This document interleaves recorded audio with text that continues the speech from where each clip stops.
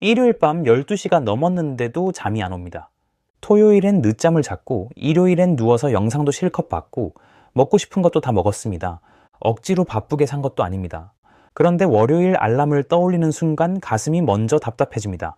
잠을 못 잔 것도 아닌데 벌써 피곤합니다. 이건 그냥 출근이 싫어서가 아닙니다. 많은 사람들이 여기서 착각합니다. 주말에 아무것도 안 했으니 당연히 회복됐을 거라고 생각합니다. 하지만 실제로는 가장 열심히 망가지는 시간이 바로 이런 주말일 수 있습니다. 겉으로는 쉬고 있었는데 몸과 뇌는 단 한 번도 제대로 회복 모드로 들어가지 못한 겁니다. 그래서 우리는 쉬고도 더 피곤해집니다. 생각보다 이런 주말이 정말 많죠. 오늘은 왜 주말 내내 쉬었는데 월요일에 더 무너지는지, 그 가짜 휴식의 정체를 하나씩 풀어보겠습니다.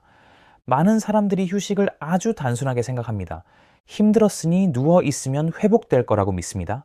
일이 많았으니 아무것도 안 하면 괜찮아질 거라고 생각합니다. 그래서 주말이 오면 최대한 모든 걸 멈추려고 합니다. 침대에 오래 누워 있고 생각 없이 영상을 넘기고 시간 개념 없이 휴대폰을 만집니다. 문제는 피로가 늘 한 종류가 아니라는 데 있습니다. 몸이 많이 피곤한 날이 있고 머리가 과열된 날이 있고 감정이 다 닳아버린 날이 있습니다. 그런데 우리는 이 세 가지를 늘 같은 방식으로 풀려고 합니다. 마치 모든 통증에 같은 약을 먹는 것처럼 말이죠. 몸이 지친 날엔 가만히 누워 있는 게 도움이 될 수 있습니다. 하지만 머리가 산만하고 신경이 예민해진 날에는 침대에 누워서 짧은 영상만 계속 보는 시간이 오히려 뇌를 더 흩뜨려 놓을 수 있습니다. 감정적으로 소진된 날에도 마찬가지입니다. 겉보기엔 쉬고 있지만 내 안쪽은 전혀 꺼지지 않은 채 계속 작은 자극을 받고 있습니다. 그래서 주말 내내 가만히 있었는데도 회복감이 안 남는 겁니다. 여기서 많이 꼬여요. 여기서 첫 번째 착각이 생깁니다. 우리는 자극이 적으면 무조건 쉬는 거라고 생각합니다. 하지만 휴식은 단순히 일을 안 하는 상태가 아니라 내 신경계가 실제로 안정되는 상태에 더 가깝습니다. 겉으로 멈췄다고 해서 안쪽까지 멈춘 것은 아닙니다. 특히 휴대폰으로 하는 휴식이 그렇습니다. 많은 사람들은 힘들수록 더 빨리 자극적인 화면으로 들어갑니다. 짧고 강한 영상, 가벼운 웃긴 장면, 바로바로 바뀌는 화면을 보면서 뇌를 비운다고 느낍니다. 그 순간에는 정말 생각이 끊기는 것처럼 느껴질 수 있습니다. 하지만 생각이 끊기는 것과 회복이 일어나는 것은 다릅니다. 짧은 영상은 머리를 식히는 것 같지만 실제로는 주의력을 더 잘게 잘라놓습니다. 계속 다른 정보가 밀려오고 뇌는 짧은 간격으로 새로운 자극에 적응합니다. 그래서 영상을 다 보고 나면 몸은 가만히 있었는데 머리는 더 산만해져 있습니다.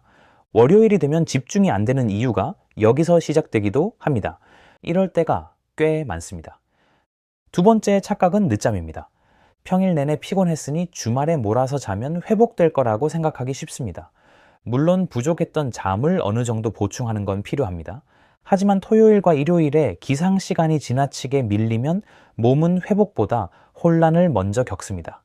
우리 몸은 생각보다 시간표에 민감합니다.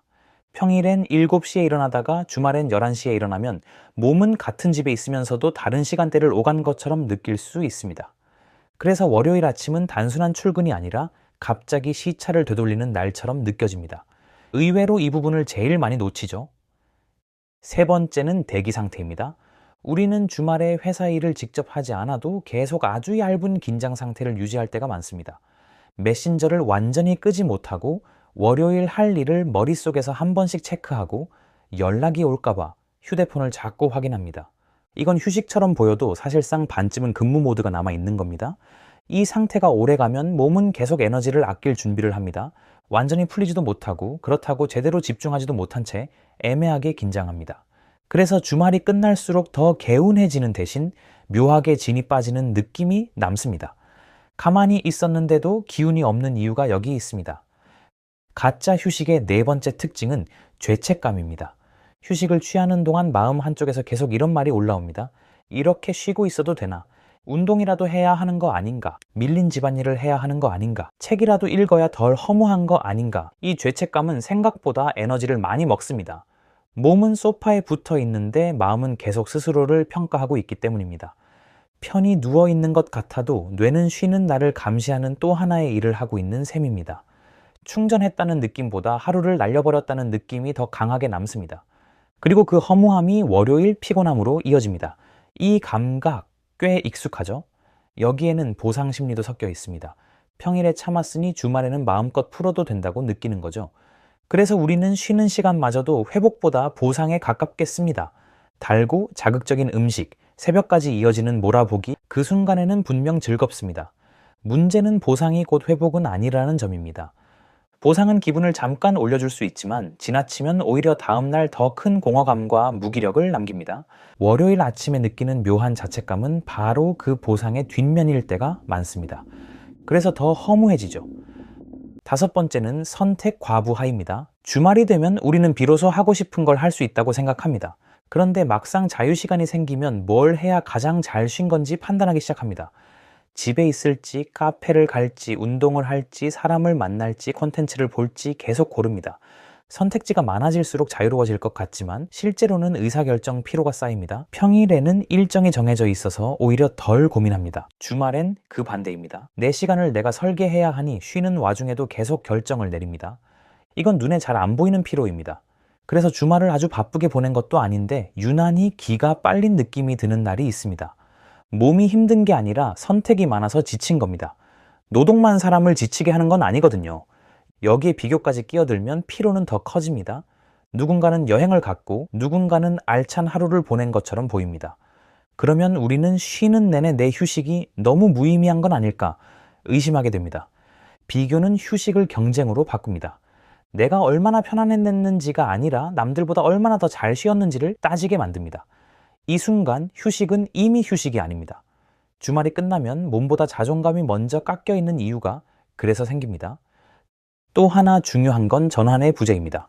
많은 사람들은 금요일 밤까지 일의 속도로 살다가 토요일 아침부터 갑자기 완벽한 휴식 모드로 들어가길 기대합니다. 하지만 몸과 마음은 스위치처럼 즉시 바뀌지 않습니다. 긴장 상태로 오래 버틴 사람일수록 멈추는데도 시간이 필요합니다. 그래서 주말 초반 하루는 사실상 회복을 시작하는 준비 시간처럼 지나가고 남은 하루 반 정도 동안만 겨우 느슨해집니다. 그러니 월요일이 금방 오는 것처럼 느껴질 수밖에 없습니다. 여기까지 듣고 나면 이런 생각이 들 수 있습니다. 그러면 어떻게 쉬어야 진짜 쉬는 건데? 답은 거창하지 않습니다. 몸이 지쳤다면 수면과 식사, 느린 산책 같은 회복이 필요합니다.